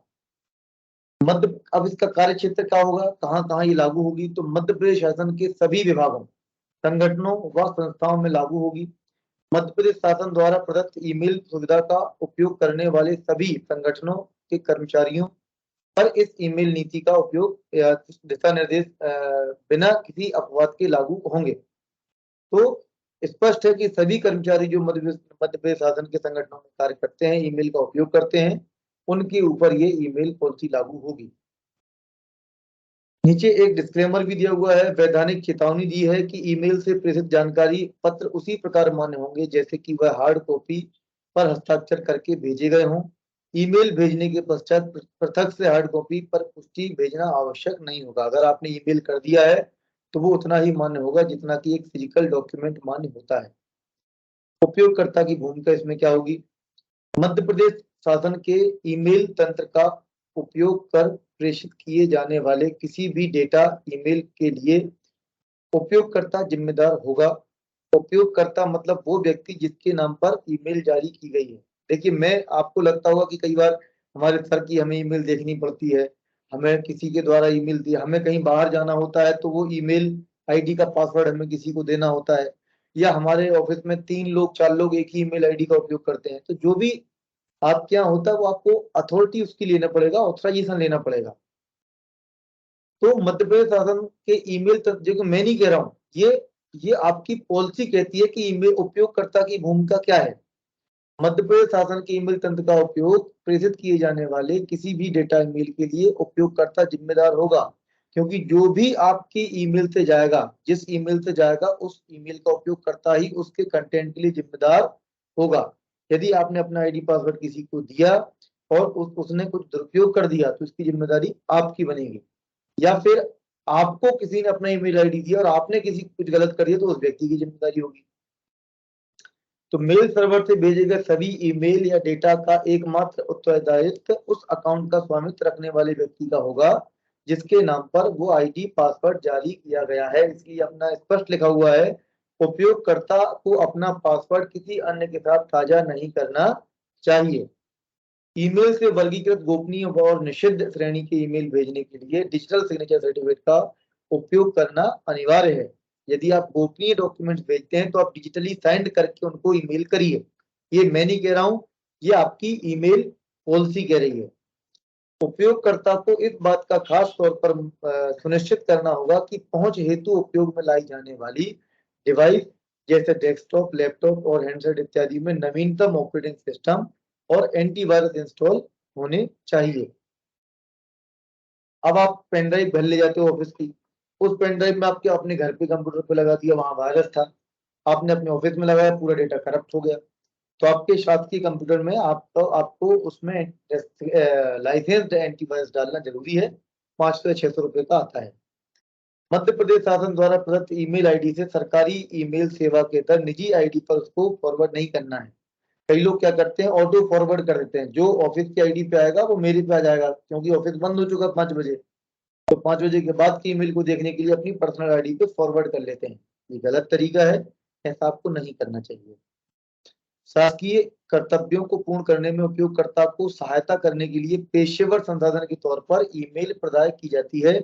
इसलिए ईमेल अकाउंट का उपयोग आदर्श रूप से मात्र शासकीय पत्र व्यवहार में करें। किसी भी निजी कार्य के लिए आपको उसका उपयोग नहीं करना चाहिए। सभी उपयोगकर्ता अपने ईमेल की सुरक्षा के लिए ईमेल अकाउंट में सक्षम व स्ट्रॉन्ग पासवर्ड के साथ वन टाइम पासवर्ड का उपयोग करें। 2 स्टेप वेरिफिकेशन जिसको हम कहते हैं, उसका उपयोग करें। प्रत्येक व्यक्ति अपने अकाउंट की सुरक्षा के लिए उत्तरदायी होगा, इसलिए अपने आईडी पासवर्ड किसी को ना दें। क्लाइंट तंत्र पर की जाने वाली समस्त गतिविधियों के लिए कौन जिम्मेदार होगा? उपयोगकर्ता। मैं बार बार कह रहा हूं कि उपयोगकर्ता की महत्वपूर्ण जिम्मेदारी है, इसलिए आपको उपयोगकर्ता के रूप में आप कार्य करते हैं यदि, तो आपकी जिम्मेदारी क्या होंगी उस पर हम चर्चा कर रहे हैं। आधिकारिक ईमेल को निजी ईमेल अकाउंट पर अग्रेषित नहीं किया जाएगा। कोई भी आपके पास मेल आया अपने पर्सनल आईडी पे फॉरवर्ड मत करिए। किसी भी प्रकार की सुरक्षा हादसे की सूचना आपको तुरंत जो आपके डिपार्टमेंट का आईटी एडमिनिस्ट्रेटर है उसको देना चाहिए। तो ये थी कि आपकी जिम्मेदारियां क्या हैं, क्या आपको करना है। अब हम एक और चर्चा करेंगे कि शासकीय ईमेल का उपयोग करके क्या नहीं करना है, मतलब उसके अनुचित उपयोग। तो अनुचित उपयोग क्या होंगे? ईमेल के अनुचित उपयोग के कुछ उदाहरण दिए हैं जिनको आप समझें कि ऐसे का उपयोगकर्ता को नहीं करने चाहिए। कौन से? ऐसे ईमेल का निर्माण या आदान प्रदान करना जो उत्पीड़न मतलब हरसमेंट, अश्लील, फूहड़ या धमकी भरे हों। ऐसी श्रेणियों की ईमेल आपको अपनी ऑफिशियल आईडी से, शासकीय आईडी से नहीं करना है। मालिकाना या ट्रेडमार्क युक्त जानकारी या अन्य विशेष गोपनीय संवेदनशील सूचना का प्राधिकृत आदान प्रदान न करें। उपयोगकर्ता सेवा में अपराधिकृत पहुंच का प्रयास नहीं करेंगे। अपराधिकृत पहुंच में उदाहरण के लिए ईमेल का बेनामी वितरण, किसी अन्य अधिकारी के यूजर आईडी पासवर्ड उपयोग में लाना या मिथ्या पहचान का उपयोग करना शामिल है। देखिए मैंने आपको बार बार कहा कि अपना पासवर्ड आपको किसी को नहीं देना है। यदि आप अपना पासवर्ड किसी को दोगे तो ये बेनामी वितरण होगा। एक घटना हुई, मैं आपको एक केस डिस्कस करता हूँ। एक महिला अधिकारी थी, ये केस था नेशनल इंश्योरेंस कॉर्पोरेशन का या national insurance company limited, NIC उसका भी नाम था, पर वो नेशनल इंश्योरेंस थी। उसमें एक महिला की ईमेल आईडी से किसी के द्वारा मेल किया गया उनके अधिकारियों के लिए। एमपी का भोपाल का केस है। और जब वो केस हुआ तो उनके अधिकारियों ने कहा उनसे कि भाई आपने गलत किया, आपका मेल गलत है, आपको इसके लिए क्षमा मांगनी चाहिए।